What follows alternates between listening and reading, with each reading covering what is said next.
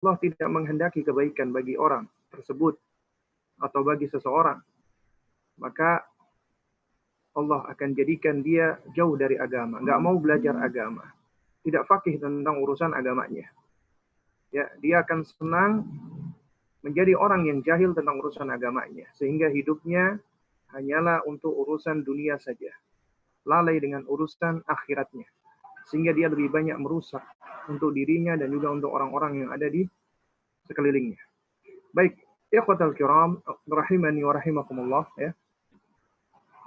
Kita insyaallah di siang hari ini akan melanjutkan ya kajian kitab kita, yaitu masih membahas kitab Al-Arba'un Al-Jiyad fi Tarbiyatil Aulad, ya, karya Syekh Abdul Aziz Al-Huwaitan hafizahullah taala, atau yang kita terjemahkan di dalam e-book ini dengan judul 40 hadis seputar parenting Islam atau pendidikan anak, ya.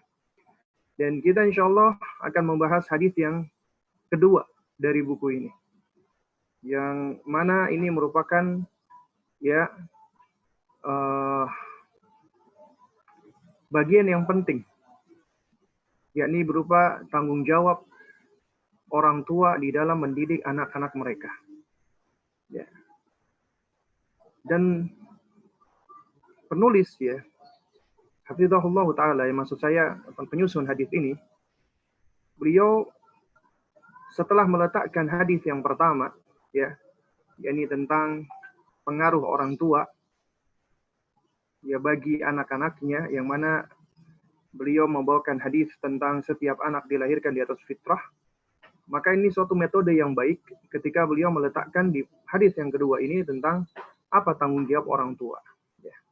Setelah dijelaskan, dibawakan hadis betapa orang tua itu memiliki pengaruh yang besar bagi anak-anaknya, baik dan buruknya, bahkan orang tua lah penyebab anak bisa menjadi kufur atau kafir. Ya. Maka di hadis yang kedua ini, ya, kita akan membahas ya hadis yang diriwayatkan oleh Abdullah bin Umar radhiyallahu taala anhuma, seorang sahabat junior, ya, namun begitu pintar dan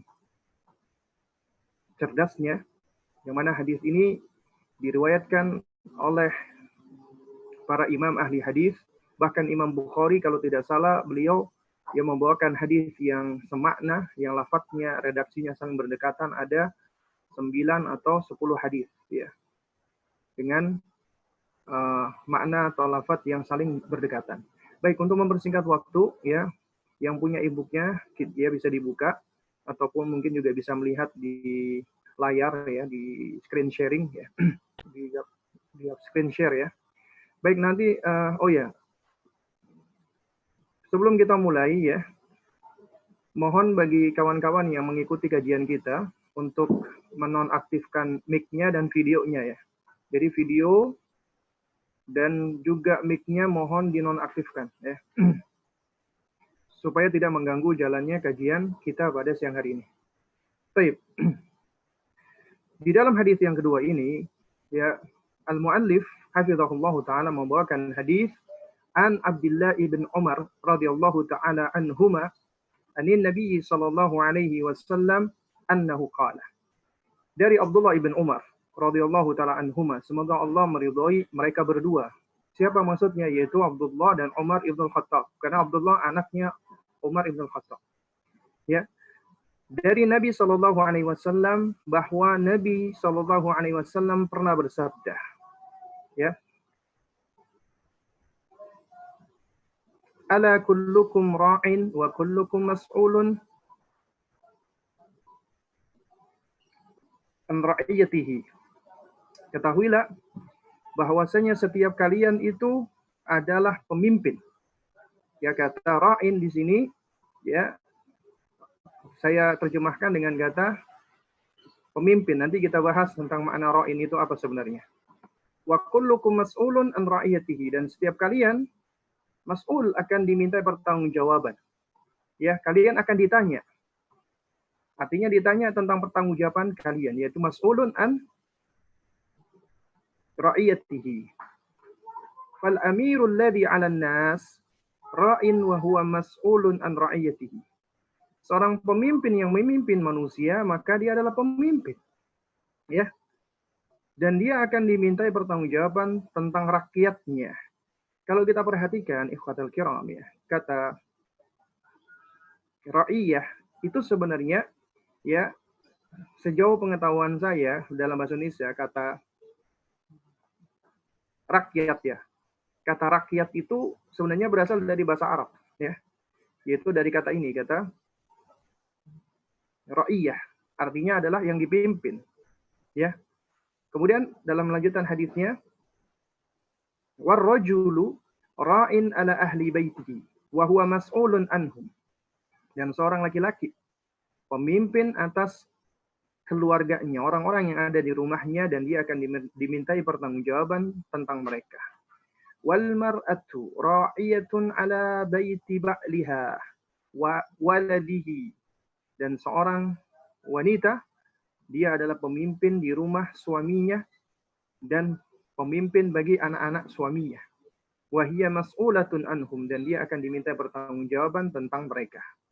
Wal 'abdu, dan seorang hamba, ra'in ala mali sayyidihi, pemimpin atas harta majikannya, wa huwa mas'ulun anhu, dan dia akan dimintai pertanggungjawaban tentangnya. Kemudian Nabi mengulangi lagi, ala fa kullukum ra'in, ketahuilah setiap kalian adalah pemimpin, wa kullukum mas'ulun an ra'iyatihi, dan setiap kalian akan dimintai pertanggungjawaban tentang apa yang dipimpinnya. Ya. Ini adalah hadis yang mulia, hadis yang sangat besar sekali faidahnya dan manfaatnya, ya. Dan ini di antara perkara-perkara yang kita sebagai muslim, ya, baik yang sudah menikah atau belum menikah, baik yang sudah punya anak atau belum punya anak, itu harus mengetahui tentang hal ini. Nah, ikhwatal kiram, para abah dan para ummahat rahimani wa rahimakumullah. Ya, hadis ini adalah hadis yang diriwayatkan oleh sahabat yang mulia Abdullah ibnu Umar radhiyallahu taala anhuma. Ya, Abdullah bin Umar radhiyallahu taala anhuma, ya, jika kita perhatikan dan kita baca di dalam sejarah hidupnya, beliau adalah seorang yang luar biasa. Beliau masuk Islam ketika masih anak-anak, bersamaan dengan ayahnya, siapa? Umar ibn Khattab radhiyallahu taala anhuma. Dan beliau juga di antara anak-anak yang turut berhijrah. Ketika usia murahik, usia di atas 10 tahun ya, dikatakan para ulama kurang lebih usia 13 tahunan, ketika itu pecah perang Badar. Dan beliau dengan semangatnya ingin turut di dalam medan perang, di dalam medan jihad. Ingin menyertai ayahnya. Tapi Nabi SAW mencegahnya dan menolaknya. Karena masih belum cukup usia. Lalu kemudian ketika terjadi perang Khandaq, dan usia beliau ketika itu memang sudah balik, baru ini perang pertama yang beliau ikuti. Ini menunjukkan ternyata bahwasanya para pemuda, anak-anak muslim, laki-laki, itu mereka memang sudah dididik ya, di kader menjadi sosok pemberani, menjadi sosok-sosok yang pemberani maksud saya. Ya. Sehingga mereka adalah orang-orang yang siap ketika mereka dibutuhkan ya untuk menolong dan membantu. Baik itu dalam keadaan perang atau keadaan-keadaan yang lainnya. Ya. Dan beliau juga ya di dalam perang Mu'tah ya, beliau juga turut berperang bersama dengan saudaranya Ali bin Abi Thalib, yaitu Ja'far bin ya radhiyallahu ta'ala anhu. Kemudian beliau pun juga mengikuti sejumlah peperangan sampai ke Fathu Makkah, penaklukan kota Makkah. Beliau juga turut hadir di sana. Ketika Rasulullah SAW meninggal dunia, ya, maka kemudian meletus sejumlah peperangan seperti perang Yarmuk dan perang penaklukan Mesir dan negeri-negeri lainnya di Afrika. Beliau juga turut mengikuti peperangan-peperangan tersebut. Ya. Lalu kemudian di zamannya Khalifah Utsman bin Affan radhiyallahu taala anhu, ya. Jadi Khalifah Utsman itu beliau menjadi khalifah setelah menggantikan Umar ibn Khattab radhiyallahu taala anhu, yang mana Umar ini ketika akan sholat subuh berjamaah ditusuk oleh seorang majusi yang bernama Fairuz Abu Lu'lu' al-Majusi. Jadi Abu Lu'lu' Fairuz al-Majusi ini pura-pura masuk Islam. Karena Umar radhiyallahu taala anhu itu di antara sahabat yang Allah izinkan untuk mengekspansi negeri-negeri di dunia ini. Termasuk menundukkan dua imperium yang paling besar di zaman itu, yaitu Imperium Romawi dan Persia. Persia itu menaruh dendam yang sangat besar sekali terhadap Umar. Akhirnya banyak di antara mereka pura-pura masuk Islam, ya, mereka berpura-pura masuk Islam. Lalu kemudian apa yang terjadi? Ya, mereka menusuk dari belakang dan di antaranya mereka membuat agama palsu seperti agama Syiah. Ya, seperti Syiah. Jadi Umar ditusuk oleh Abu Lu'lu' al-Majusi. Kemudian digantikan oleh Khalifah Utsman radhiyallahu taala anhu. Hanya saja Khalifah Utsman ketika beliau memegang tampuk kekhilafahan, beliau sudah tua. Sudah di atas 60 tahun ya usia beliau. Dan ketika itu juga kondisi lagi tidak kondusif. Terjadi sejumlah pemberontakan dan peperangan. Ya, di antaranya yang bergolak adalah di Mesir. Nah, di zaman Khalifah Utsman ibn Affan, beliau menawarkan Ibnu Umar karena beliau tahu Ibnu Umar ini adalah seorang pemuda yang kuat, yang pemberani. Seperti bapaknya, ayahnya Umar ibn Khattab al-Faruq radhiyallahu taala anhuma untuk menjadi hakim atau gubernur. Tapi Ibnu Umar tidak mau menerimanya. Beliau berusaha menjauhkan diri beliau dari segala bentuk kekuasaan. Makanya ketika bergejolak ya fitnah ketika itu, yaitu adanya konflik antara Muawiyah bin Abi Sufyan dan Ali bin Abi Thalib radhiyallahu taala anhuma, maka Abdullah bin Umar di antara sahabat yang tidak ikut-ikutan, tidak membela sana dan tidak membela sini, ya. Dan ketika Khalifah Utsman radhiyallahu taala anhu ya, beliau itu ketika memimpin itu penuh dengan gejolak. Ya. Akhirnya beliau dibunuh oleh para pemberontak. Nah, ketika Khalifah Utsman itu terbunuh ya, maka ada sejumlah sahabat dan kaum muslimin mereka hendak membaiat Abdullah ibn Umar, tapi Abdullah ibn Umar menolaknya. Beliau tidak mau. Ya, ini menunjukkan betapa beliau adalah orang-orang yang ingin menjauhkan dari segala bentuk konflik-konflik yang seperti itu. Ya. Dan ikhwatal kiram, rahimani wa rahimakumullah, ya.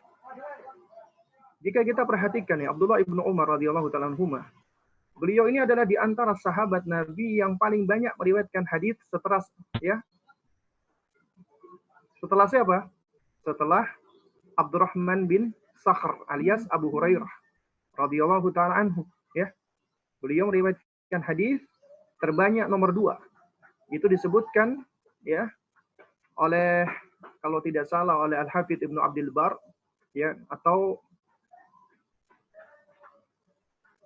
Al-Hafidz ya, atau Al-Imam An-Nawawi rahimahullah ya, beliau meriwayatkan lebih dari 2.600 hadis ya, 2.600 hadis ya.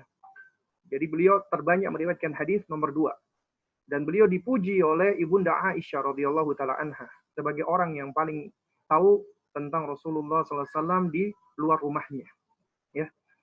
Dan Ibnu Umar radhiyallahu taala anhu itu beliau juga banyak menyampaikan ilmu dan murid-muridnya banyak. Dan di antara muridnya yang paling terkenal adalah Salim, putranya beliau. Salim bin Abdullah bin Umar al-Khattab radhiyallahu taala anhum. Salim putra beliau, termasuk ulama tabi'in, pembesarnya tabi'in. Selain itu juga yang banyak meriwayatkan dan ini menjadi ya para perawinya, para ulama-ulama hadis yang mutkin ya. Ya, para ulama-ulama hadis yang memang berpegang dengan riwayat yang sahih. Nah, di antara riwayat yang sahih dari jalur Abdullah ibn Umar adalah jalurnya Nafi, yaitu maulanya Abdullah bin Umar, yaitu mantan budak ya, Nafi. Ya. Dan Abdullah ibn Umar radhiyallahu taala anhuma, beliau hidup ya sampai usia 80 tahun. Jadi setelah wafatnya Rasulullah, beliau masih hidup kurang lebih selama 60 tahun. Ya. Dan beliau wafat di usia 80 tahun ya. Dan beliau adalah di antara sahabat yang paling akhir meninggal di kota Mekkah. Ya. Jadi sahabat yang paling akhir meninggal di kota Mekkah adalah beliau, Abdullah ibn Umar radhiyallahu taala anhumah.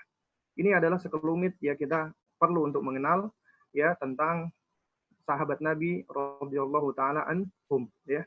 Dan beliau di antara yang meriwayatkan hadis yang mulia ini.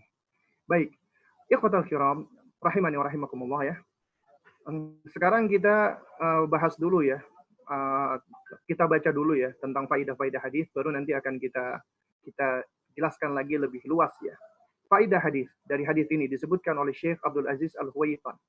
Faidah yang pertama, seorang bapak itu memiliki tanggung jawab yang besar di dalam mendidik anak-anaknya. Nanti akan kita bahas. Kemudian yang kedua, seorang ibu juga memiliki tanggung jawab yang besar di dalam mendidik anak-anaknya.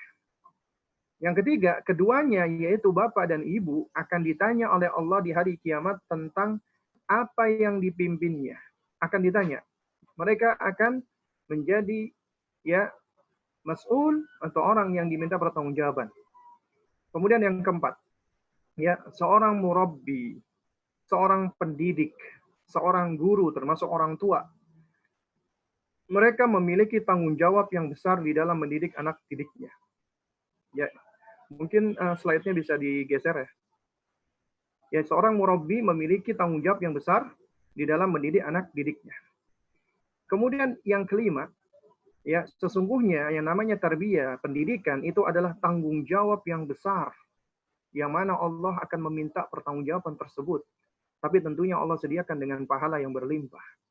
Baru yang terakhir disebutkan oleh Syekh Abdul Aziz Al-Huwaitan, tanggung jawab orang tua terhadap anaknya tidak hanya sebatas urusan makan, minum, pakaian, sandang, pangan, papan saja. Tapi ada yang lebih penting daripada itu, yaitu apa? Pendidikan. Pendidikan hati, pendidikan iman, pendidikan agama, pendidikan akidah. Yang akan menyelamatkan seorang hamba di dunia dan di akhiratnya. Baik. Ikhwatal kiram, rahimani wa rahimakumullah. Bisa tolong slide-nya digeser lagi ke teks hadis tadi. Ya, ke bagian yang pertama dari hadis. Ya, baik. Baik, ikhwatal kiram ya. Sekarang coba kita bahas ya. Kita kupas ya. Hadis Nabi SAW di sini ya. Yang Nabi mengatakan ala, ketahuilah ya. Kullukum, setiap dari kalian, artinya semuanya. Ketika dikatakan kullukum itu semua. Dan apabila tidak ada pengecualian, berarti itu maknanya adalah mencakup semuanya. Semuanya adalah ra'in, pemimpin. Ya.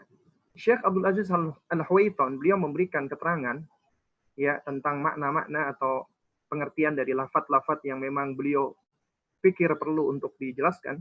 Beliau menerangkan bahwasanya yang dimaksud dengan ar-ra'i ya itu maknanya adalah seorang pemelihara yang al-mu'taman, yang diberi amanat untuk menjaga kebaikan yang diamanatkan kepadanya. Dan dia dituntut untuk bisa berbuat adil di dalamnya dan menjaga kemaslahatannya. Ini yang disebut oleh beliau. Nah, kemudian mas'ulun. Mas'ul ini adalah isim maf'ul dari kata sa'ala. Sa'ala artinya bertanya atau meminta. Ya. Fa'ilnya adalah sa'ilun. Yang jadi objeknya adalah mas'ulun. Artinya di sini kita akan ditanya. Ya, kita akan ditanya. Nah, jadi yang dimaksud dengan mas'ul ini berkaitan dengan ya tanggung jawab. Kita akan ditanya dengan tanggung jawab kita. Kita akan ditanya tentang amanat kita. Karena di awal tadi disebutkan oleh penulis, ar-ra'i itu artinya adalah orang yang diberi amanat. Dan kita pun akan ditanya tentang amanat kita, tentang tanggung jawab kita. Ya, tentang apa? Tentang an ra'iyatihi, tentang apa yang menjadi tanggungannya dia. Artinya yang berada di bawah tanggungannya dia. Makanya disebutkan oleh Syekh Abdul Aziz Al-Huwaitan ya, ar-ra'iyah maknanya adalah semua yang tercakup di dalam pemeliharaan dan penjagaan ar-ra'i. Artinya, ya, ar-ra'i ini bertugas untuk memelihara dan menjaga. Maka ar-ra'iyah itu adalah mereka yang dipelihara dan dijaga oleh ar-ra'i ini, ya. Dan ini juga termasuk kata serapan, ya bahasa Indonesia itu menyerap kata ar-ra'iyah ini menjadi kata rakyat. Ya, sebenarnya itu yang saya tahu. Ya. Baik. Nah, yang perlu kita ketahui bersama ya, kata ra'in ya, ra'in itu maknanya memang al-hifdzu, menjaga ya. Ya, maknanya adalah menjaga. Makanya kalau ketika ada orang mendoakan ya, Misalnya dikatakan gini, apa namanya?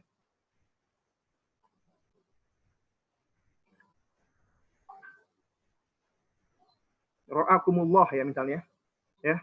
Itu sama dengan doa, apa, sama dengan ketika kita mendoakan ya, hafizakallah. Semoga Allah menjaga atau memeliharamu, ya. Nah, jika kita perhatikan pula ya ikhwatal kiram rahimani wa rahimakumullah, ternyata kata ra'in ini juga memiliki makna yaitu penggembala. Karena memang asalnya kata ini adalah dari kata adalah dari kata penggembala, ra'in, ya. Jadi seakan-akan dikatakan setiap kalian adalah penggembala, ya. Di sini kenapa kok pemimpin itu disebut dengan kata yang sama dengan penggembala? Karena ya kita tahu ya kata apa namanya pemimpin ya, karena di dalam hadis berikutnya disebutkan fal amiru, atau di dalam lafaz yang lain dari Imam Bukhari juga sama dikatakan fal imamu, amir dan imam. Artinya adalah memang apa namanya pemimpin, artinya orang yang memiliki ya kekuasaan. Tapi di sini Nabi menyebutkan kata ra'in, penggembala, ya. Dan kata pemimpin di sini itu disamakan dengan kata penggembala, ya. Karena apa? Karena memang di zaman itu yang namanya penggembala itu adalah sesuatu yang jamak dan termasuk sesuatu yang sering dijumpai, apalagi mereka tinggal di daerah-daerah gurun pasir. Dan mereka banyak memiliki unta, kambing, dan yang semisalnya. Dan penggembala itu dikenal sebagai orang-orang yang menjaga amanat, merawat hewan-hewan gembalaan milik majikannya dengan penuh amanah, ya, dengan penuh kesabaran, dengan penuh perhatian. Dan mereka dikenal sebagai orang-orang yang jujur, tidak mau bersikap curang, dan tidak mau mengambil amanahnya.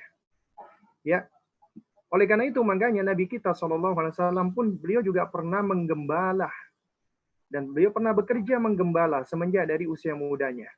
Kalau kita pernah baca di dalam Sirah Nabawiyah, itu ada yang ditahqiq oleh Syekh Muhammad Nasruddin Al-Albani rahimahullah, ya, yang diverifikasi riwayat-riwayatnya oleh beliau, itu ketika ya kisah tentang Nabi SAW itu dibelah dadanya, itu Nabi menceritakan ya bahwasanya ketika itu apa? Beliau mengatakan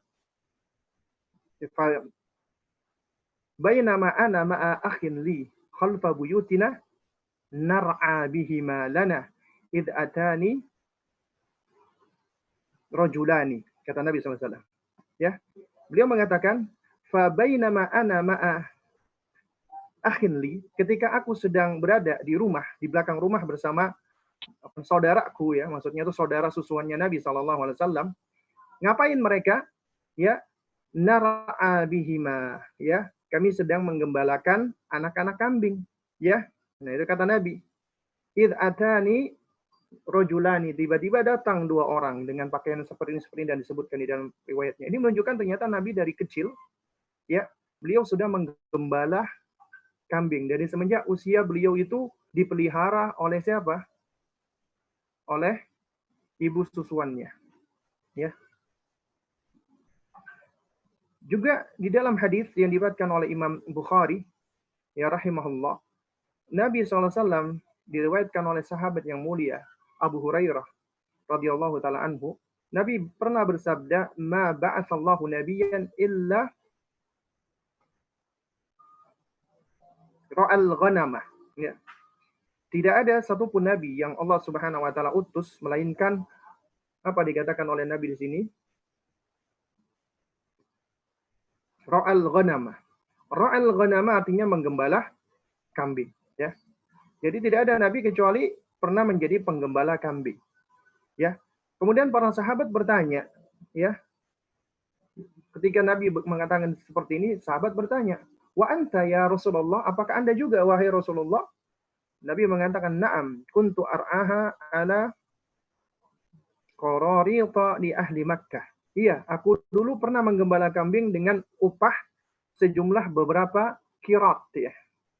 Kirat, ya, itu salah satu mata uang, ya, di zaman itu yang paling kecil, ya, kirat, ya.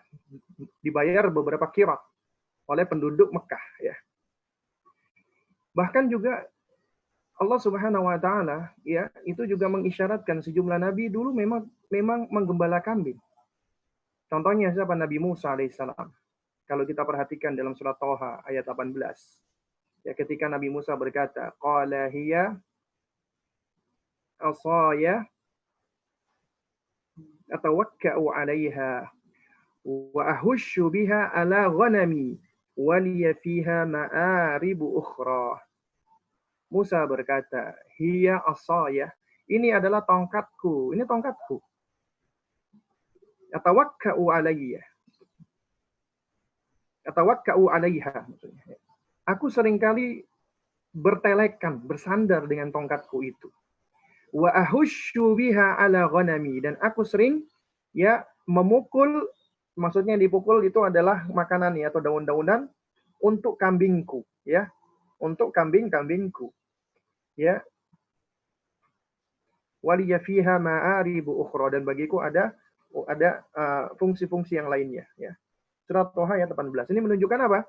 Ternyata Nabi Musa alaihissalam itu memiliki kambing dan beliau gunakan tongkat itu untuk menggembala kambing. Ya. Bahkan juga kita sering perhatikan ya, di dalam agama-agama lain seperti Nasrani contohnya, itu mereka menganggap umat itu sebagai gembala. Ya, sebagai gembala-gembala Tuhan. Yang seringkali mereka sebutkan seperti itu. Ya, makanya di apa namanya? Mereka seringkali menyebutkan bahwasanya umat-umat yang tersesat ini adalah gembala-gembala yang tersesat ya. Bahkan di dalam bahasa Yunani juga mereka seringkali juga mempergunakan kata ini, yaitu dengan kata poimen yang artinya adalah gembala di situ ya. Ya. Nah, ikhwatal kiram rahimani wa rahimakumullah. Di sini ketika Nabi menyebutkan kata ra'in ya, yang diantara maknanya gembala, berarti itu ada sesuatu yang istimewa dengan pekerjaan dan profesi penggembala atau menggembala. Ya. Dan kenapa juga para nabi dan rasul itu banyak menjadi penggembala. Ya. Nah, jadi ternyata ikhwatal kiram ya, Al-Hafidz Ibnu Hajar Al-Asqalani ya, ketika menyebutkan hikmah ya, bahwasanya di balik ketika orang menggembala kambing ya, yakni sebelum nubuat ya, sebelum mereka diangkat menjadi nabi ya, jadi seperti nabi kita ya, Rasulullah SAW, beliau kan diangkat menjadi nabi usia 40 tahun. Nah, sebelumnya beliau itu bekerja ya, sebelum beliau membantu berdagang dan lain sebagainya adalah sebagai penggembala. Itu ternyata ada manfaatnya. Itu membentuk apa? Itu membentuk kemampuan pada seseorang atau orang yang menggembala ya, dia sudah terbiasa menangani problem-problem meskipun yang ditangani awalnya adalah kambing. Ya, ini dia akan sudah memiliki dasar fondasi untuk menangani masyakil atau problematika umat nantinya. Ya. Nah, jadi kalau dia sudah terbiasa untuk menangani gembalaan kambing, maka dia akan sudah siap untuk menangani manusia. Ya. Dan juga disebutkan pula bahwasanya ya, seorang penggembala itu adalah orang yang memiliki karakter dia itu santun dan mengayomi. Ya, jadi dia dilatih untuk bersikap santun dan mengayomi ya hewan-hewan gembalaannya meskipun jumlahnya banyak. Sehingga dia akan tertuntut untuk apa? Untuk bisa mengatur, mengendalikan, mengontrol ya hewan-hewan gembalanya tersebut. Misalnya ada hewan gembalaannya yang keluar dari barisan atau atau menyeleweng ya, maka seorang penggembala yang sigap dia harus bisa mengarahkan kembali hewan gembalaannya agar selalu bisa berjalan sesuai dengan arah yang diinginkan. Ya. Dan ini melatih seseorang untuk bisa untuk bisa menghadapi banyaknya manusia yang punya sifat yang bermacam-macam, punya tabiat yang berbeda-beda. Ada yang gampang diatur, ada yang sulit diatur. Sama seperti hewan gembalaan itu, ada yang gampang diatur, ada juga yang suka ngeyelan ya. Nah, dan yang kalah penting adalah ya, ini menunjukkan ketawaduan. sifat tawadhu di antaranya pada nabi kita dan mengajarkan ketawadhuan, ya. Karena apa? Karena menggembala itu adalah pekerjaan umum lazim untuk orang-orang yang nggak mampu. Dan ini dilakukan oleh Nabi SAW, bahkan para nabi dan rasul. Dan ini tidak menjadikan mereka malu. Artinya, ketika seseorang dia berada ya dengan pekerjaan yang halal, maka dia akan berusaha untuk memegangnya, untuk memegang amanah tersebut. Ya, ini mengajarkan ke tawadhuan. Dan juga ini mengajarkan seseorang untuk bisa mandiri dan menyelesaikan problematika sendiri. Ya, jadi tidak bergantung pada yang lainnya. Ya, nah juga demikian. Ya hendaknya yang namanya pemimpin dia harus bisa mandiri, bisa menyelesaikan problem-problemnya sendiri, nggak bergantung dengan orang tuanya, dengan pasangannya, dengan ini enggak, dia harus bisa ya seperti itu. Nah, oleh karena itu makanya manfaat seseorang yang sudah terbiasa menggembala itu pertama pastinya melatih kesabaran dia. Ya, kesabaran, butuh ketelatenan, kecermatan, ketelitian. Ini semua nggak bisa dilakukan kecuali dengan kesabaran. Kemudian juga ini akan melatih dan membentuk sifat tawadhu, ya rendah hati, ya. Karena gembala itu pekerjaan-pekerjaan ya kalau sekarang itu dia pekerjaan kasar ya. Jadi bukan sebuah profesi yang sebenarnya bergengsi seperti saudagar ataupun apa namanya seperti itu. Jadi ini adalah pekerjaan orang-orang kampung atau orang-orang Badui. Biasanya seperti itu. Nah, dan ini melatih bahwasanya apa? Bahwasanya ya seorang yang mulia itu tidak dilihat dari profesinya, dari pekerjaannya. Ya, dan betapa banyak ternyata profesi-profesi yang tampak rendah, tapi ternyata di dalamnya itu banyak mengajarkan nilai-nilai perjuangan hidup di dalamnya. Lalu kemudian juga di situ akan melatih keberanian ya. Itu syaja'ah ya. Karena apa? Karena ketika seorang dia menggembala kambingnya di atas lahan tanah yang luas, maka dia harus berani untuk mengambil keputusan, berani untuk ketika ada serigala dan lain sebagainya, berani untuk menghalau, berani untuk membantu hewan gembalaannya, berani untuk mengarahkan hewan gembalaannya. Ini bagus. Sehingga akan membentuk yang namanya sifat syaja'ah, keberanian. Kemudian juga akan membentuk sifat kepedulian, akan peduli karena dia sedang ngurusin betapa banyak hewan-hewan gembalaannya. Mungkin ada puluhan bahkan sampai ratusan. Itu bukan miliknya, dia tahu itu amanat dari Allah. Itu amanat dari majikannya. Sehingga dia harus mempedulikannya. Nggak boleh dia biarkan, dia harus memperhatikan makanannya, memperhatikan minumnya, dan seterusnya. Dan ini akan melatih tanggung jawab dia. Dan untuk memegang amanat dia. Ya. Nah, jadi ikhwatal kiram yang dimuliakan Allah Subhanahu wa taala ya. Jadi kata ra'in ya, menggembala ya, itu ternyata banyak sekali kesesuaian ya dengan tanggung jawab yang harus dipegang oleh seorang pemimpin. Karena seorang penggembala dia harus memiliki kemampuan untuk ya mencari tanah gembalaan yang subur. Dia harus tahu ya sama seperti seorang pemimpin ketika dia ingin membawa keluarganya misalnya ya atau membawa rakyatnya, dia harus bisa melihat mana tempat-tempat yang baik, mana tempat-tempat yang buruk ya. Dia harus memiliki kemampuan seperti itu ya, atau disebut dengan path finder ya. Kemudian dia juga harus bisa mengarahkan, memanage ya. Artinya dia harus bisa menggiring hewan-hewan ternak di lahan gembalaan. Juga sama, seorang pemimpin dia harus bisa memanage, mengatur, mengarahkan ya yang dia pimpin itu ke hal-hal yang baik. Kemudian enggak cuma itu, dia juga harus mengontrol ya, mengendalikan, termasuk mengawasi agar tidak ada hewan gembalaannya ini yang keluar dari barisan, yang tersesat ataupun yang tertinggal. Maka demikian pula seorang pemimpin. Dia harus bisa ya mengawasi, mengontrol, mengendalikan tentang yang dipimpinnya. Jangan sampai mereka keluar dari jamaah atau keluar dari keluarga atau mereka tersesat atau menyimpang. Kemudian yang nggak kalah penting lagi adalah tugasnya untuk melindungi sebagai protektor, ya. Jadi mereka harus bertugas untuk melindungi, menjaga dari segala hal yang buruk dan yang jelek. Nah, karena itulah orang tua, ayah, pemimpin, ibu juga pemimpin, itu memiliki tugas yang besar. Di antaranya mereka tugasnya adalah sebagai pelindung, sebagai namanya protektor, ya, yang memberikan himayah, perlindungan. Dalilnya surat At-Tahrim ayat 6, Allah Subhanahu wa taala berfirman, "Ya ayyuhalladzina amanu qu anfusakum wa ahlikum nar."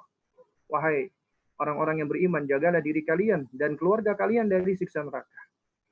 Mereka juga harus bertanggung jawab sebagaimana hadis tadi, "Warrajulu ra'in ala ahli baitihi wa huwa mas'ulun an ra'iyatihi."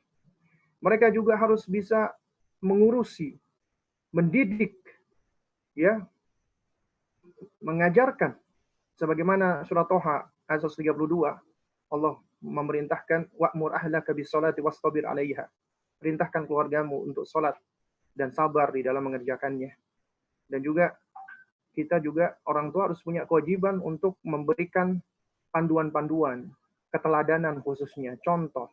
Kita harus bisa menjadi uswah, qudwah, role model, ya. Karena Nabi mengatakan man dalla ala khairin falahu mithlu ajri fa'ilih. Siapa yang menunjukkan kepada kebaikan, maka dia akan mendapatkan pahala seperti pahala orang yang melakukannya atau mengerjakannya, ya. Nah, jadi ikhwatul kiram, ya, para aba dan para ummahat yang dimuliakan Allah Subhanahu wa taala.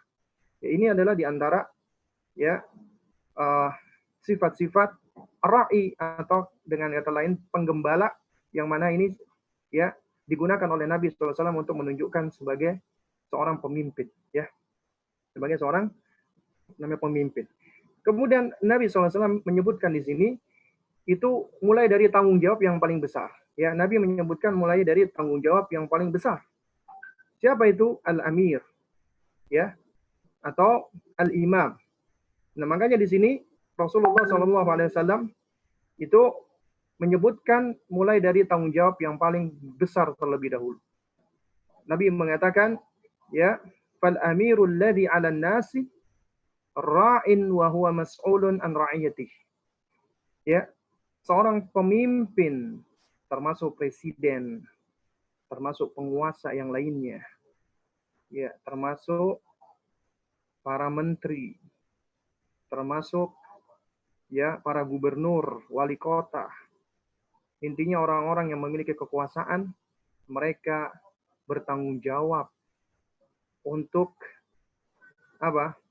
Untuk mengatur, melindungi, ya, menjaga semua yang berada di bawah, ya,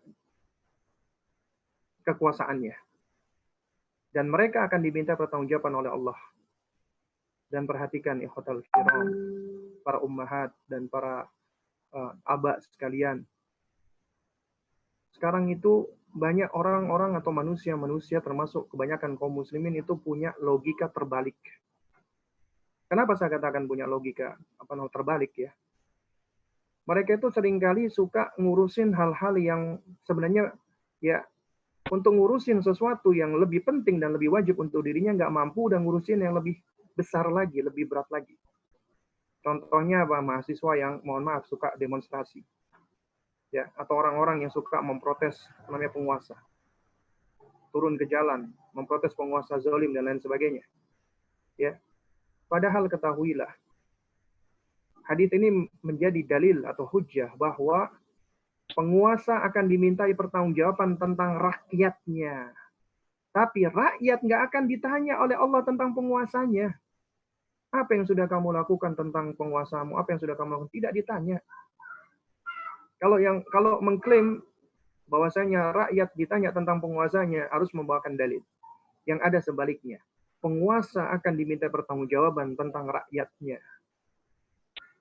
Dan yang dia pertanggungjawabkan itu alangkah berat dan besarnya. Sangat besar sekali. Bahkan di zamannya Khalifah Umar ibn Khattab radhiyallahu taala anhu, ketika beliau mendengarkan ada seorang Yahudi yang jatuh terperosok beserta dengan kendaraannya, ya, dengan untanya karena ada lubang di jalan, Sampai itu informasi kepada beliau, beliau langsung menuliskan surat kepada gubernur wilayah itu. Diingatkan ini akan dihisap oleh Allah Subhanahu wa taala. Bayangkan, tentang jalan yang rusak saja menyebabkan orang Yahudi ini jatuh, Umar sudah mengingatkan. Lantas bagaimana apabila ada pemimpin atau penguasa ya yang mungkin ya membiarkan rakyatnya dalam kesulitan, dalam kesukaran, itu tanggung jawabnya akan besar. Setiap rakyat itu nanti bisa meminta pertanggungjawaban. Ya, di hari kiamat mereka bisa meminta pertanggungjawaban kepada sang penguasa ini. Makanya menjadi penguasa itu berat. Tapi saya heran kenapa banyak orang berlomba-lomba ingin menjadi penguasa. Padahal penguasa itu dosanya paling banyak. Kecuali al-imamu al-adil, imam yang adil. Makanya imam adil itu di antara orang-orang yang tidak dihalau di telaganya Rasulullah SAW. Imam adil ini banyak mendapatkan keutamaan-keutamaan. Di antaranya adalah mendapatkan naungan di hari yang tidak ada naungan ya saat itu kecuali naungan Allah. Karena menjadi imam yang adil itu berat. Penguasa yang adil itu berat. Nah, tapi ternyata memang kebanyakan manusia itu syahwatnya mengajak kepada senang dengan kedudukan, dengan jabatan, dan yang semisalnya. Akhirnya ketika mereka berkuasa, tujuannya bukan untuk melindungi rakyat, tapi kebanyakan untuk memperkaya diri sendiri. Ini nggak akan dibiarkan oleh Allah. Allah akan berikan hukuman dia, Allah segerakan di dunia, dan ini adalah baik buatnya, atau Allah akan hisab di yaumil qiyamah, itu lebih berat dan lebih dahsyat. Oleh karena itu makanya ya seorang muslim yang cerdas, dia itu fokus dengan apa yang bisa dia lakukan dari sekup kecil dulu, sesuai dengan apa yang menjadi tanggung jawabnya dia. Ya, karena ini metodenya Rasulullah. Rasulullah itu melakukan perubahan itu tidak dengan cara revolusi atau cara ini pemberontakan, tidak. Tapi melalui apa? Melalui dakwah, mulai dari orang-orang yang terdekat dulu, akrab fa akrab. Beliau membuat madrasah pertama kali, majelis-majelis ilmu pertama kali dari rumah ke rumah, dari rumahnya Arqam. Beliau dakwai keluarga yang paling dekat dulu. Istri beliau Khadijah adalah wanita pertama kali yang mengimani beliau. Kemudian manusia kedua yang mengimani Rasulullah adalah siapa? Menurut pendapat yang sahih, yang kuat adalah Ali bin Abi Thalib, yang mana Ali ketika itu banyak tinggal dengan Rasulullah dan ibunda Khadijah. Seakan-akan sudah menjadi ya. Lalu kemudian orang dewasa yang masuk Islam adalah sahabat dekatnya Nabi SAW, yaitu siapa? Abdullah bin Abi Quhafah alias Abu Bakar radhiyallahu taala anhu. Ya. Dan seterusnya. Ya. Dan Abu Bakar ini juga banyak mengajak orang-orang masuk Islam, di antaranya Utsman, Abdurrahman bin Auf dan yang semisal itu melalui peran beliau, ya. Nah, jadi ikhwatal kiram rahimani wa rahimakumullah. Di sini juga kita diajarkan tentang metode dakwah, ya. Dan kebanyakan orang-orang saat ini mereka dengan gak sabarnya itu sudah berkoar-koar. Demo ini, demo itu. Padahal kalau dia menjadi penguasa, mungkin dia lebih buruk lagi daripada orang yang sekarang dia demoin. Karena para pendemo di zaman ini, ya, karena para pendemo di zaman lalu, sekarang ini kebanyakan sudah menjadi penguasa yang didemo oleh manusia-manusia di zaman sekarang. Dan ketika mereka, para pendemo ini mendapatkan kekuasaan, bisa jadi mereka akan didemo lagi oleh generasi berikutnya. Karena al-jaza' min jinsil amal. Balasan akan sesuai dengan jenis amalnya. Dulu suka mendemo, dia siap untuk didemo. Ya, umumnya seperti itu. Lalu kemudian, ya, Nabi SAW menyebutkan yang kedua. Setelah penguasa, siapa? Nabi menyebutkan ar-rajulu, laki-laki. Ya, war-rajulu, ya, laki-laki. Ra'in ala ahli baitihi. Dia adalah penanggung jawab, dia adalah pemimpin bagi ahli baitnya, orang yang berada di rumahnya, istrinya, anak-anaknya, adiknya, dan termasuk pembantu-pembantunya. Wa huwa mas'ulun anhum. Dan mereka akan diminta pertanggungjawaban tentangnya. Ini menunjukkan betapa besarnya tanggung jawab seorang suami. Ya. Karena mereka punya tanggung jawab untuk apa? Mendidik anaknya. mengajarkan ilmu, mengajarkan adab, mengajarkan kedisiplinan, mengajarkan kemandirian, mendidik karakter yang lurus pada anak-anaknya. Dan juga selain itu harus memenuhi kebutuhan-kebutuhan hidupnya, menafkahi, memberikan ya pakaian, makanan dan yang semisalnya, ya. Dan juga harus ya melindungi mereka dari keburukan-keburukan, ya. Dan juga harus bersikap adil. Dan ini semua adalah harus menjadi visinya seorang laki-laki yang sudah berkeluarga, yaitu surat At-Tahrim ayat 6, ya ayyuhalladzina amanu qu anfusakum wa ahlikum nara. Ya, wahai orang-orang yang beriman, jagalah diri kalian dan istri-istri kalian, keluarga-keluarga kalian dari api neraka. Ya. Kemudian dikatakan waquduhan nas wal hijara, yang bahan bakarnya adalah manusia dan bebatuan. Alaiha malaikatun ghiladun shidadun la ya'sunallah. Di dalamnya itu ada malaikat-malaikat yang keras, yang kasar, yang bengis, tapi tidak pernah mendurhakai, memaksiati Allah sedikit pun. Ma amarahum wa yaf'alu, ya. Jadi tidak pernah memaksiati Allah tentang apa yang diperintahkan Allah kepada mereka. Ma amarahum wa yaf'aluna ma yu'marun, dan mereka selalu mengerjakan apa yang diperintahkan kepada mereka. Ya. Dan apabila kita perhatikan berkaitan dengan ayat ini, ya, Khalifah Ali bin Abi Thalib radhiyallahu taala anhu, ketika beliau mendengarkan ayat wa ahlikum dan keluarga kalian, beliau langsung mengatakan fa'addibuhum wa allimuhum. Ajarkan mereka adab dan ajarkan mereka ilmu. Dan ini menunjukkan bahwasanya lebih didahulukannya adab daripada ilmu. Ajarkan dulu mereka adab, kemudian ajarkan mereka ilmu. Dan demikian pula Abdullah ibnu Abbas radhiyallahu taala anhu ketika menafsirkan ayat ini, beliau mengatakan i'malu bi ta'atillahi wattaqu ma'asillah. Ya. Ya. Beramalah, kerjakan amalan ketaatan kepada Allah dan jauhilah, berhati-hatilah dari kemaksiatan kepada Allah. Wa'muru ahlikum bidzikri yunjikumullahu minan nar. Ya, perintahkanlah keluargamu untuk selalu mengingat Allah, berzikir kepada Allah, menyebut Allah, maka niscaya Allah akan menyelamatkanmu dari neraka. Demikian pula Al-Imam Mujahid rahimahullahu ta'ala ketika menafsirkan ayat ini, beliau mengatakan ittaqullaha wa'ausu ahlikum bitaqwallah. Hendaknya kalian bertakwa kepada Allah. Ittaqullah. Ku anfusakum, jagalah diri kalian sendiri dengan cara bertakwa kepada Allah. Wa ahlikum wa'ausu ahlikum bitaqwallah, dan juga nasihati ya keluarga kalian agar mereka juga senantiasa bertakwa kepada Allah Subhanahu wa taala, ya. Wa ahlikum, dan keluarga kalian juga sebagaimana di dalam hadis tadi ketika Nabi mengatakan warrajulu ya ra'in wa huwa mas'ulun an ra'iyatihi. Laki-laki itu pemimpin dan akan diminta pertanggungjawaban tentang yang dipimpinnya. Siapa yang dipimpinnya? Siapa yang dimaksud dengan ahlul baitnya? Itu dijelaskan diantaranya oleh Al-Imam Ad-Dhahhak rahimahullah. Ya, beliau mengatakan ya, hakun 'alal muslimi an yu'allima ahlahu min qurabatihi wa imaihi wa abidihi ma faradallahu 'alaihim wa manahahumullahu anhu. Ya. Hak yang harus ditunaikan seorang muslim kepada keluarganya adalah harus mengajarkan keluarganya, siapa saja? Kerabat-kerabatnya. Siapa kerabatnya? Ya berarti istri dan anaknya, orang tuanya, adiknya. Wa imaihi, yaitu budak-budaknya, budak perempuannya, wa abidihi, budak laki-lakinya.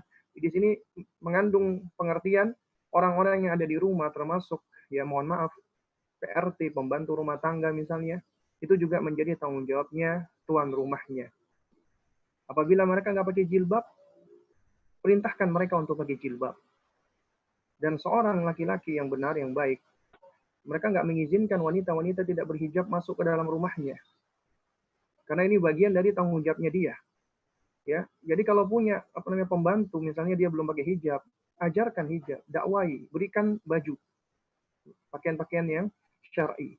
Dan ya, alhamdulillah ya, ini banyak di antara kita dan kawan-kawan kita itu tentunya dengan izin Allah, namanya pembantu-pembantu kita itu akhirnya ketika ada kajian kita ajak ya, lalu kemudian ada majelis ilmu juga kita berikan kesempatan. Akhirnya alhamdulillah banyak yang akhirnya pakai hijab syar'i, pakai niqab akhirnya. Allah berikan hidayah. Dan ketika Allah Subhanahu wa taala memberikan hidayah melalui jalan kita, itu jauh lebih baik ya, sebagaimana ya sabda Nabi kepada sahabat Ali radhiyallahu taala anhu sebelum beliau utus untuk berdakwah, ya Ali, la an yahdiyallahu bika rajulan wahidan khairun min humrin ni'am. Wahai Ali, sekiranya engkau memberikan hidayah kepada satu orang saja, itu lebih baik daripada unta merah. Atau dikatakan dalam riwayat yang lain ya, meskipun diperselisihkan, dikatakan khairun minad dunya wa ma fiha.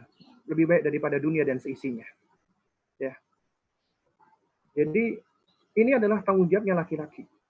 Seorang ayah, seorang bapak. Tanggung jawabnya besar. Maka disebutkan kedua setelah tanggung jawab seorang penguasa atau pemimpin, seorang gubernur atau seorang presiden, seorang raja. Ternyata yang disebut kedua oleh Nabi adalah laki-laki. Kemudian yang kedua, kemudian yang ketiga yang disebut oleh Rasulullah Shallallahu Alaihi Wasallam adalah wal mar'atu, ya, wanita, ya, wanita ra'iyatun ala baiti ba'liha. Di dalam riwayat yang lain dikatakan, ya, ala baiti zaujiha. Dan seorang wanita, wanita itu adalah pemimpin bagi rumah suaminya, wa waladihi, dan anak-anak suaminya. Nah, perhatikan. Nabi mengatakan anak suaminya. Artinya apa? Artinya, ya, misalnya dia menikah dengan seorang suami laki-laki, sudah punya anak. Maka anaknya itu hendaknya dipelihara, dididik, dijaga sebagaimana anak kandungnya. Karena itu menjadi tanggung jawabnya sang ibu pula, sang wanita tersebut. Dia bertanggung jawab untuk apa di situ? Dia bertanggung jawab ya an khidmatin, untuk berkhidmat, melayani suaminya, ya, wa tarbiyati auladiha, mendidik anak-anaknya, wa islahi abnaiha, dan berusaha untuk memperbaiki anak-anaknya, ya, ma'a kauniha hakimah saburah mudabbirah. Dan dia juga harus berusaha untuk menjadi wanita yang hakimah, bijaksana, saburah, penyabar, mudabbirah, bisa mengurusi macam-macam. Dan ini menunjukkan salah satu ya sisi pendalilan tentang berbedanya laki-laki dan wanita, anak-anak laki-laki dan wanita di dalam pendidikan. Karena ternyata ketika kita mendidik anak laki-laki kita dan anak wanita kita, kita harus sudah mempersiapkan mereka untuk menjalankan perannya. Dan peran paling utama bagi laki-laki adalah menjadi seorang ayah. Peran utama bagi seorang ibu adalah menjadi seorang istri dan seorang ibu. Peran utama seorang wanita menjadi seorang istri dan seorang ibu. Ini harus sudah dipersiapkan oleh orang tuanya semenjak dini. Mereka harus sudah dididik dengan pendidikan yang sudah berbeda antara laki-laki dan wanita. Ini sudah kita perhatikan. Dari semenjak mulai dilahirkan, pemberian nama juga harus sudah berbeda. Karena gender, jenis kelamin itu suatu hal yang sudah merupakan kodrati, sesuatu yang sudah diciptakan Allah. Berbeda, maka harus sudah dijelaskan pembedanya. Bahkan ketika akikah, anak laki-laki 2 ekor kambing, wanita 1 ekor kambing. Ketika dicukur, ya, anak laki-laki itu dianjurkan untuk mencukur habis. Anak wanita menurut madhab ya Imam Ahmad bin Hambal, ini pendapat yang lebih kuat, rambutnya tidak perlu dicukur, tapi boleh kalau mau mencukurnya. Dan anak wanita sudah boleh tindik ya, dipasang anting-anting dan diberikan perhiasan, tidak dengan anak laki-laki. Ya. Dan seterusnya. Ini menunjukkan apa? Memang sudah ada perbedaan dan memang mereka akan menjalani fungsi dan peran yang berbeda. Dan itu bukan artinya merendahkan wanita, tidak pernah sama sekali. Ini adalah salah satu keadilan Allah. Wanita dan laki-laki diciptakan berbeda, tapi punya peran dan fungsi masing-masing. Dan satu dengan yang lainnya saling membutuhkan, saling melengkapi, saling menyempurnakan. Tidak untuk wanita itu mengambil tugasnya laki-laki, atau demikian juga laki-laki mengambil tugasnya atau perannya wanita. Enggak akan bisa, ya. Ya, baik. Lalu kemudian setelah itu siapa yang disebutkan oleh Nabi SAW? Yang disebutkan oleh Nabi adalah abdu, atau apa namanya, khadim, ya, seorang pembantu atau seorang budak. Akan dikatakan wal abdu ra'in ala mali sayyidih. Seorang budak atau pembantu atau pelayan bertanggung jawab tentang harta tuannya, barang-barang tuannya, wa huwa mas'ulun anhu, dan dia akan diminta pertanggungjawabannya. Artinya apa? Artinya ya seorang hamba atau khadim akan dia mas'ulan an riayati mali sayyidihi, untuk menjaga harta dan barang-barang tuannya. Hafidhan lahu mu'taminan alaihi, dia wajib menjaganya, ya, beramanat untuk memeliharanya, ya. Jadi dengan semampunya yang dia mampu, ya, dan tidak menelantarkan atau tidak membiarkannya. Kemudian di akhir hadis Nabi mengulangi lagi, ala fakullukum ra'in wa kullukum mas'ulun an ra'iyatih. Diulangi oleh Nabi, ketahuilah sesungguhnya setiap kalian itu adalah pemimpin, dan setiap kalian adalah akan diminta pertanggungjawaban atas yang dipimpinnya, ya. Nah, di sini ya menurut ulama, ya, di antara hikmah kenapa kok diulangi, ya, kata ini, ya, itu diantaranya adalah dalam rangka untuk mentaksis yang am, ya, artinya mengkhususkan yang bersifat global atau umum. Di sini Nabi menyebutkan global dulu, ijmal, ya, kullukum ra'in, setiap kalian adalah pemimpin, ini umum.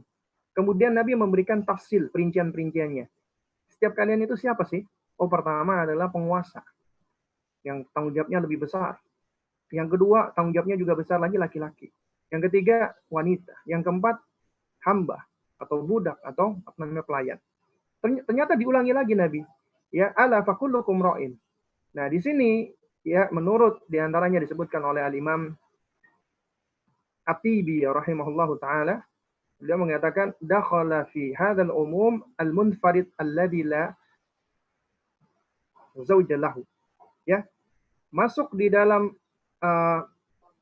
makna hadis ini, ya, di dalam keumuman makna hadis ini adalah seorang yang single, munfarid, jomblo, yang nggak punya istri, nggak punya suami, ya, juga masuk ke dalam hal ini. La zauja lahu wala khadima wala walad, nggak punya istri, nggak punya pembantu, nggak punya anak, single, jomblo. Dan ya memang demikianlah nasibnya orang-orang yang jomblo, harus bersendirian terus, ya. Tapi ternyata juga termaktub atau tercakup di dalam makna hadis ini. Artinya apa? Artinya dia juga adalah ra'in, pemimpin. Bagi apa? Bagi siapa? Ala jawarihihi, pemimpin atas anggota tubuhnya, ya. Hatta ya'malal ma'murat, sampai dia mengamalkan apa-apa yang diperintahkan Allah Subhanahu wa taala, wa yajtanibal manhiyat, dan menjauhi apa-apa yang dilarang oleh Allah. Fi'lan wa nutqan wa i'tiqadan, baik itu secara perbuatan, ucapan ataupun keyakinan, ya. Artinya dia harus menjaga itu semua karena dia adalah pemimpin bagi anggota tubuhnya, tangannya, kakinya, perutnya, matanya, mulutnya, ya. Itu semua akan diminta pertanggungjawaban. Ketika dikatakan setiap kalian adalah pemimpin bagi diri kalian sendiri. Jadi ternyata ini menurut ya sebagian ulama lebih khusus lagi di sini, lebih khusus. Yang kalimat pertama, ya, ketika Nabi mengatakan, ya, ala kullukum ra'in, itu bersifat umum, ya, umum, ya. Nah, ini menurut ya ulama maknanya ketika diulang ini bermakna yang lebih khusus lagi. Atau ada juga ulama yang mengatakan ini sebagai bentuk takkid, ya, sebagai bentuk penguatan, ya, untuk mengulangi lagi, dan bentuk pengulangan lagi ini adalah sebagai bentuk pengingat agar benar-benar harus diperhatikan. Ya, mungkin ini yang dapat saya sampaikan, ya. Mungkin ada pertanyaan yang masuk, ya. Coba saya lihat di chat, ya.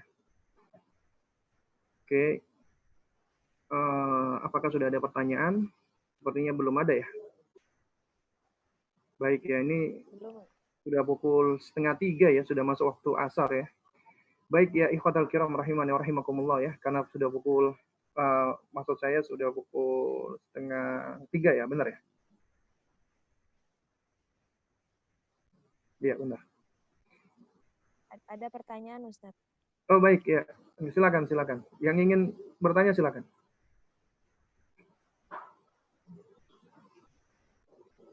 Apakah seorang kakak akan ditanyai tentang adiknya yang nakal? Masya Allah. Ya, ini di antara yang menarik ya. Selama saya beberapa kali ya memberikan kajian online ya via Zoom ini, sepertinya di sini ada beberapa orang yang memang masih belum menikah dan sangat concern sama keluarganya dan memperhatikan adik-adiknya. Ini luar biasa, patut diapresiasi sekali. Karena seringkali bertanya tentang apa? Tentang adiknya, bagaimana tentang adiknya ya, dan seterusnya. Baik, ikhwatal kiram ya, yang dimuliakan Allah Subhanahu wa taala ya. Apakah seorang kakak akan ditanyai tentang adiknya yang nakal? Sebenarnya anak itu tanggung jawab orang tuanya, ya. Orang tua bertanggung jawab tentang anaknya, ya. Lalu kemudian di sini juga ada perbedaan antara laki-laki dan wanita. Laki-laki, ya, ketika walinya sudah tidak ada, maksudnya dia punya adik perempuan, ayahnya sudah tidak ada, ya, kemudian kakeknya sudah tidak ada, maka sang kakak ini dia yang bisa menempatkan diri sebagai wali atau pelindung bagi adik atau kakak perempuannya. Dan ketika adik atau kakak perempuannya belum menikah, maka berada di bawah tanggung jawabnya dia. Ya, apalagi kalau dia tinggal di rumahnya. Sehingga dia wajib untuk menjaga, melindungi, termasuk mendidik kakak atau adik perempuannya. Dan ini juga termasuk keumuman tadi yang disebutkan oleh Nabi SAW, bahwasanya seorang laki-laki ra'in ya ala ahli baiti. Dia adalah bertanggung jawab bagi orang-orang yang berada di dalam rumahnya. Ya, apa yang ada dalam rumahnya? Siapa yang ada di dalam rumahnya? Ya, maka itu menjadi tanggung jawabnya dia. Sebagaimana ucapan Al-Imam apa namanya? Ad-Dhahhak rahimahullahu taala tadi yang saya sebutkan, yang mengatakan hakun 'alal muslimi an yu'allima ahlahu min qurabatihi wa imaihi wa abidihi. Menjadi kewajiban muslim laki-laki maksudnya di sini adalah dia harus mengajarkan ya perkara-perkara yang Allah wajibkan terhadap siapa? Kerabat-kerabatnya. Kerabat di sini tentunya adalah termasuk ya saudara atau ya termasuk saudari perempuannya, kakak atau perempuan, apa kakak atau adiknya.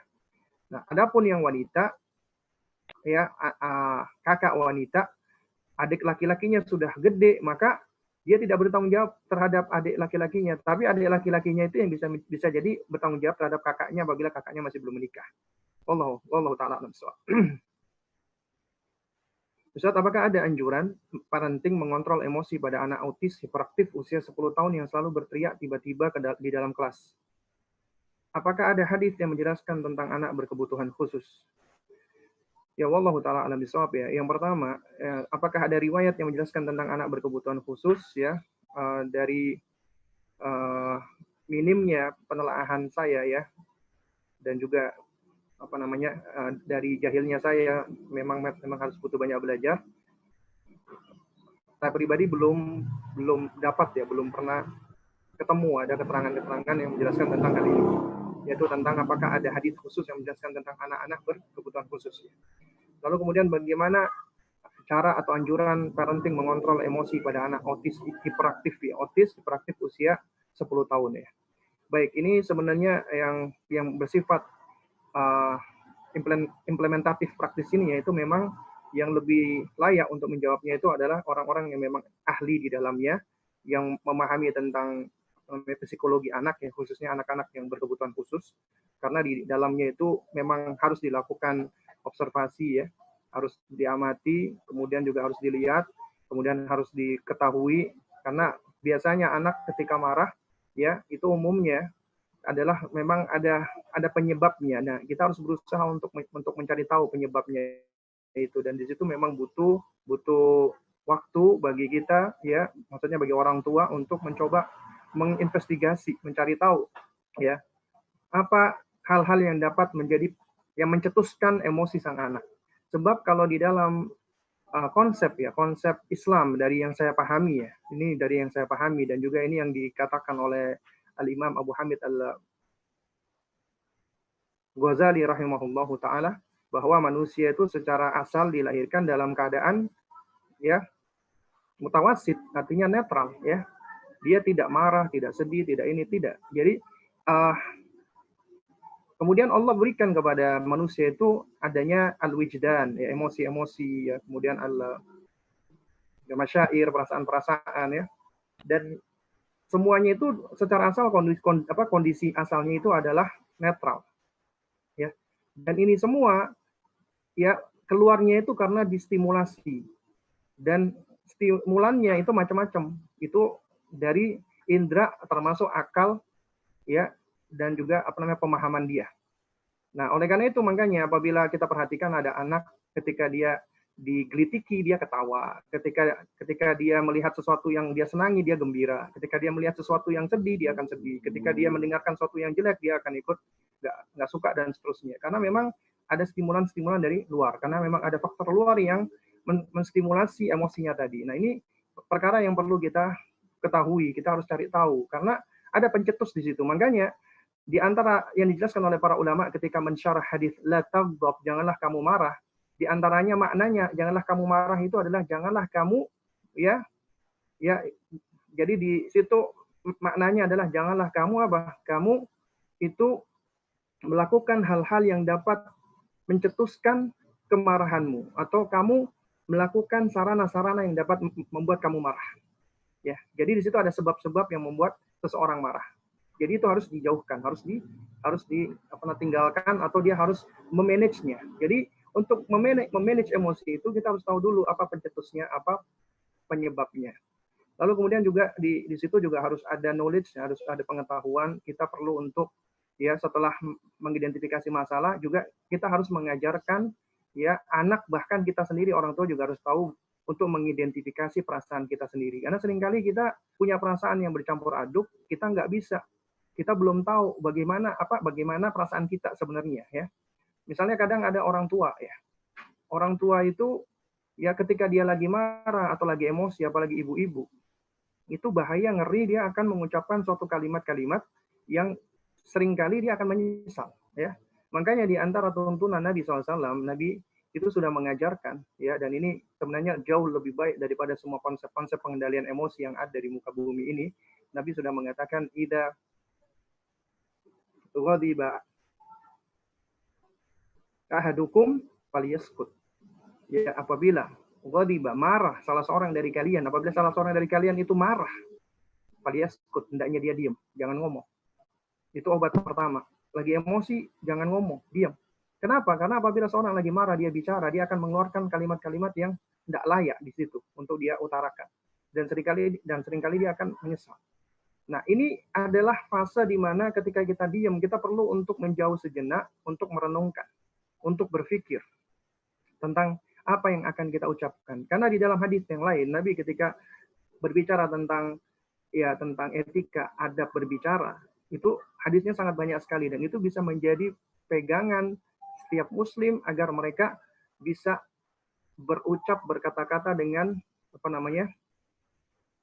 qaulun hasan, ucapan yang baik, atau qaulus sadid, ucapan yang lurus. Ya, di antaranya Nabi SAW mengatakan ya, man kana yu'minu billahi wal yaumil akhir falyakul khairan aw liyasmut. Siapa yang beriman kepada Allah dan hari akhir, hendaknya dia berkata baik atau dia diam. Artinya di sini sebelum kita ngomong, kita coba perhatikan apakah perkataan kita ini baik? Ya. Bagaimana dampak perkataan kita ini, apakah akan memberikan kebaikan atau malah keburukan? Itu harus dipikir. Ini mengajarkan kita untuk memikirkan apa yang akan kita ucapkan. Kalau itu nggak baik, maka kita lebih baik diam. Ya, artinya ya ini perintah agar kita ngomong dengan ucapan-ucapan yang baik. Nah, karena itu makanya penting bagi orang tua untuk perlu belajar. Di antara cara mengendalikan emosi adalah menahan diri untuk tidak berbicara ketika lagi marah atau emosi. Baik itu terhadap anaknya ataupun terhadap pasangannya. Seringkali suami istri ya itu saling menyakiti satu dengan yang lainnya. Itu karena apa? Karena nggak bisa menahan diri. Lagi marah ya ditumpahkan semua. Dan emang benar ya. Kadang-kadang memang ketika orang lagi marah dia butuh untuk mengeluarkan ucapan-ucapannya, untuk mengeluarkan emosinya. Memang butuh. Nah, tapi ya secara asal ketika dia lagi emosi, dia ingin ngomelin suaminya misalnya, itu malah akan semakin menimbulkan masalah yang besar, ya. Nah, oleh karena itu makanya ya perlu diketahui oleh orang tua, ya dia butuh waktu yang mungkin sebutannya me time ya, waktu dia perlu bersendirian, perlu dia untuk merenungkan.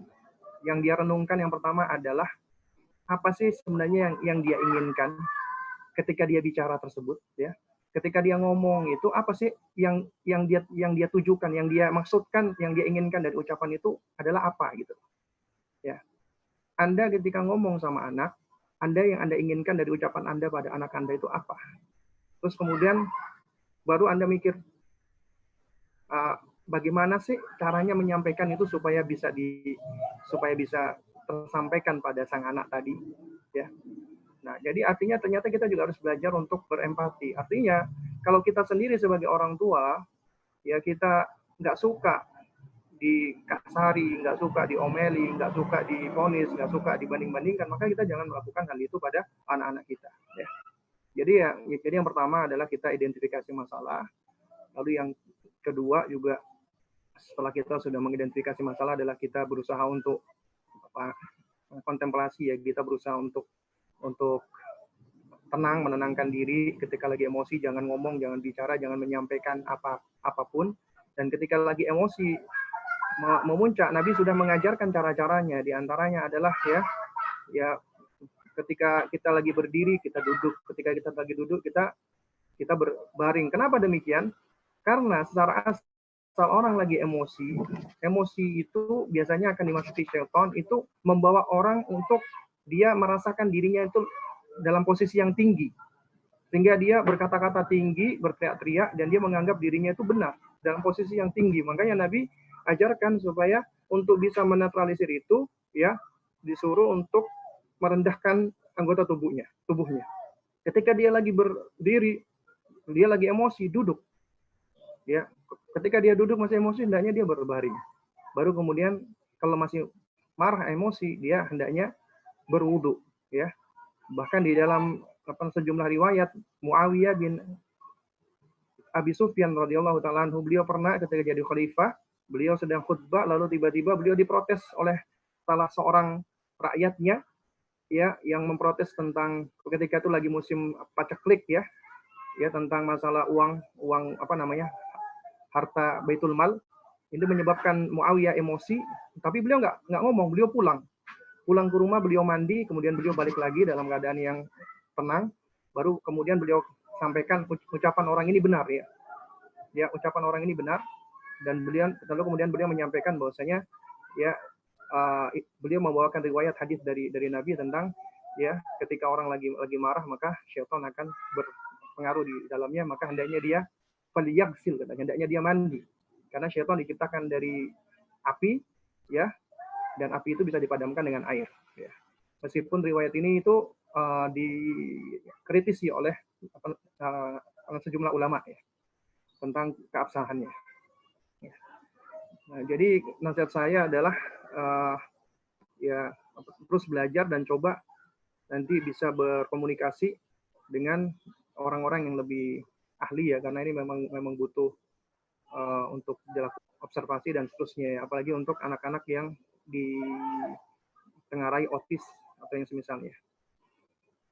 Jika dalam suatu keluarga anaknya sudah hijrah, tapi qadarullah orang tuanya belum, apakah anak juga memiliki tanggung jawab untuk mendakwai orang tuanya, Ustaz? Ya.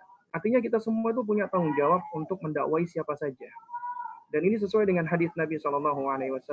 Nabi pernah bersabda, ya, yaitu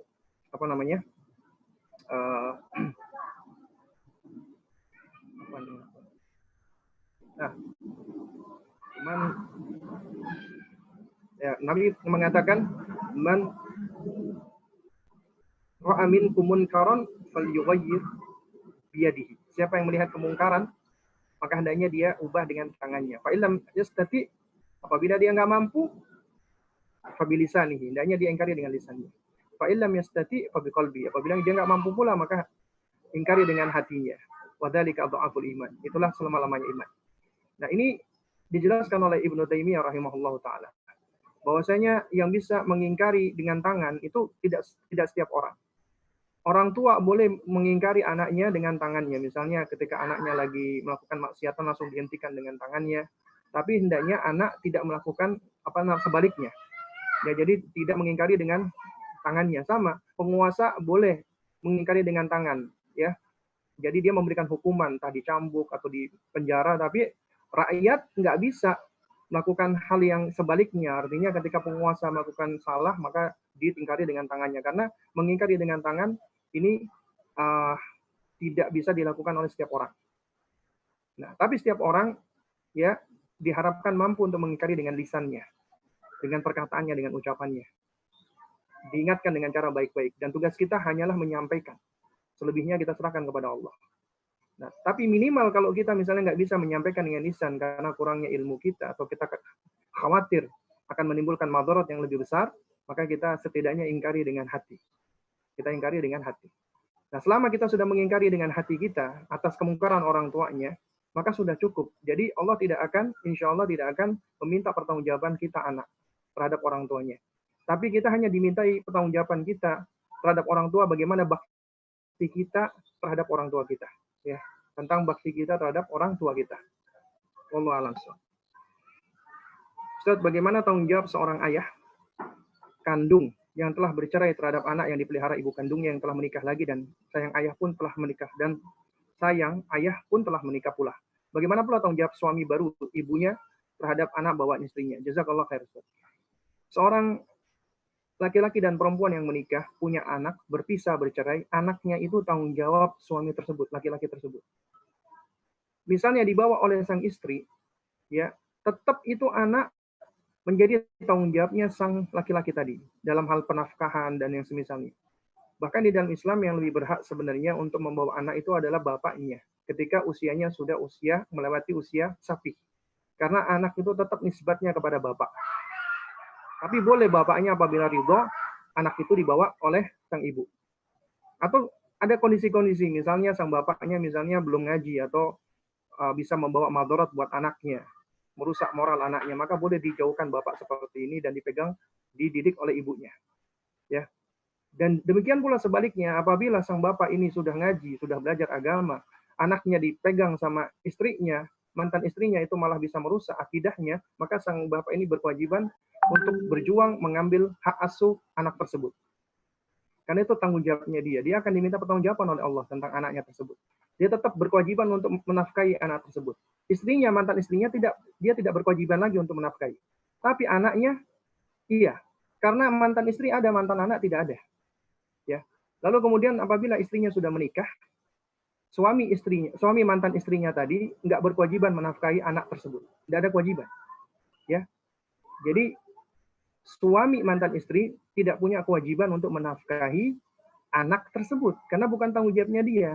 Yang bertanggung jawab terhadap anak itu adalah si suaminya, si mantan suaminya dari wanita yang dia nikahi itu. Itu yang menjadi tanggung jawabnya. Ya. Bagaimana tanggung jawab suami baru ibunya terhadap anak bawaannya? Ya, dia sebenarnya ya sejatinya sang suami baru ini ya, dia tidak punya kewajiban, tapi dalam kondisi-kondisi yang mana apabila memang bapak kandungnya nggak mampu untuk menafkahi, maka hendaknya dia menafkahinya sebagaimana dia menafkahi istrinya. Ya, meskipun secara asal dia tidak berkewajiban, dan dia apabila sudah masuk ke dalam rumahnya, maka dia menjadi tanggungan dia, menjadi tanggung jawab dia karena masuk ke dalam rumahnya. Ya, sebagaimana tadi sabda Nabi, ya bahwasanya laki-laki itu adalah pemimpin ya atas ahli baitihi, yaitu atas orang-orang yang berada di rumahnya. Ya. Oke, terus kemudian apa lagi nih? Ustaz, apakah seorang anak perempuan yang sudah menikah tanggung jawab orang tua sudah lepas secara syar'i? Sudah lepas, menjadi tanggung jawab suaminya. Ya. Kemudian bagaimana cara memotivasi anak-anak sadar sendiri dalam beramal saleh? Ya, ini pastinya adalah suatu pekerjaan yang tidak mudah ya, pekerjaan yang panjang, tidak ada henti-hentinya, terus menerus ya. Dan kita nggak bisa cuma sekali dua kali memberikan motivasi, itu pun juga belum tentu cara kita memotivasi itu benar. Dan kita mengharapkan anak itu sadar, maka di sini tidak lepas dari hidayah Allah. Artinya kita tetap harus ikhtiar, kemudian bertawakal kepada Allah Subhanahu wa taala. Berdoa minta agar Allah membimbing anak-anak kita. Dan di sini kita juga butuh untuk terus menerus, ada upaya yang terus menerus, yang continue, yang berkesinambungan. Kita perlu terus belajar. Kita perlu untuk terus mengamalkan ilmu kita dan mengajarkannya kepada anak kita. Ya. Sehingga bagaimana cara memotivasi yang instan itu tidak ada. Ya, yang ada adalah kita terus belajar agar kita bisa terus ya menumbuhkan secara pelan-pelan ya di dalam hatinya, yaitu kecintaan kepada Allah, baru kemudian menumbuhkan rojaknya dan khaufnya dan seterusnya. Bagaimana cara mendidik adab dan akhlak untuk anak usia SMP? Ya, usia SMP berarti sejatinya sudah usia balik sebenarnya ya. Yang sebagian sudah usia balik ya. Ya, kalau udah usia balik maka sebenarnya mereka sudah bertanggung jawab mukallaf dengan amalnya masing-masing. Kalau misalnya belum tumbuh di dalam dirinya keinginan untuk beribadah kepada Allah, berarti memang masih banyak yang kurang di situ. Dan ada hal-hal yang kurang di usia-usia sebelumnya yang kita lakukan ya. Karena mendidik adab dan akhlak itu yang lebih efektif adalah di usia sebelum SMP, di usia masih kanak-kanak.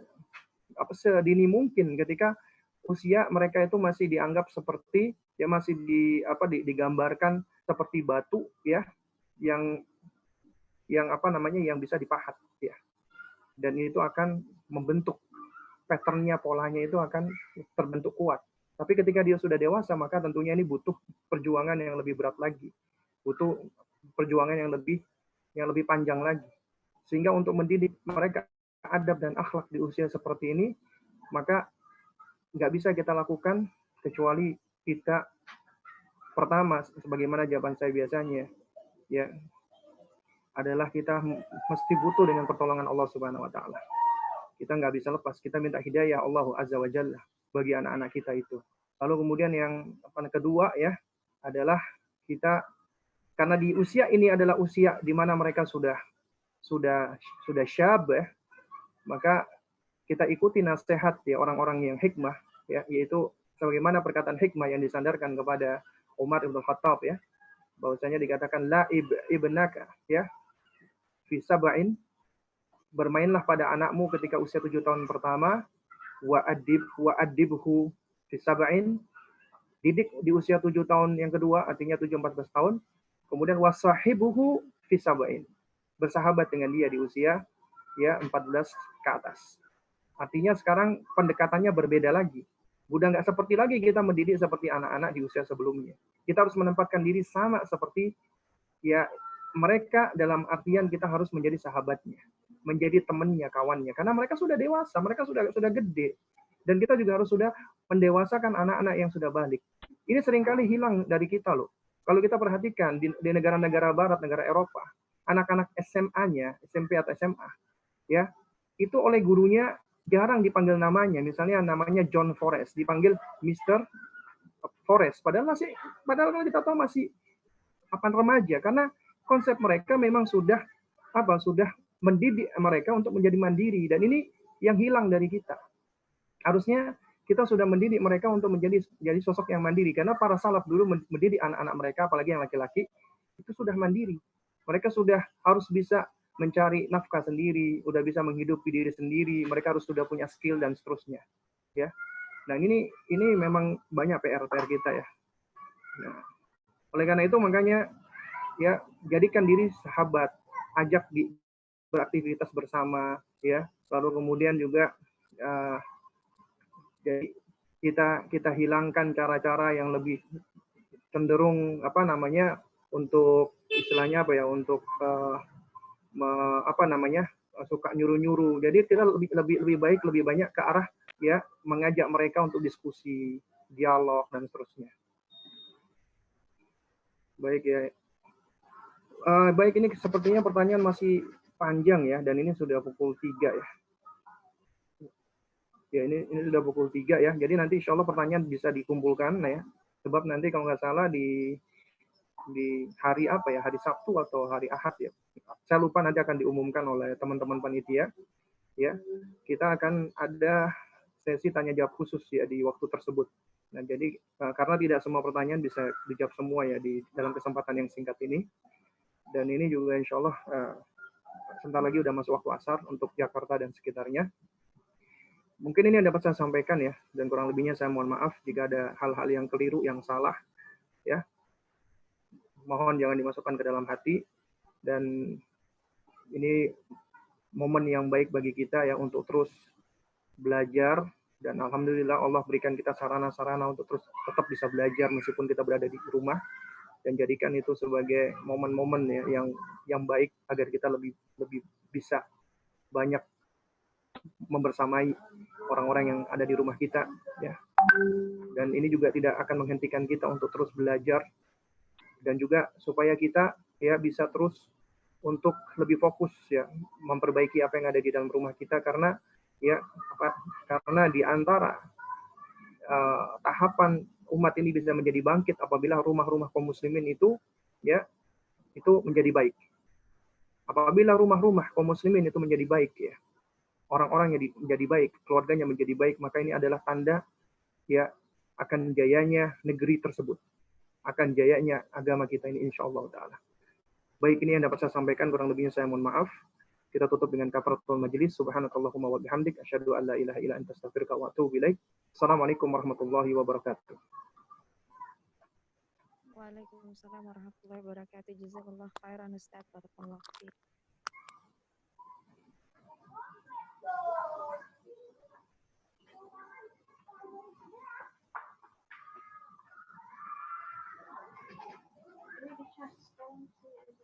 Untuk soalnya masih masuk.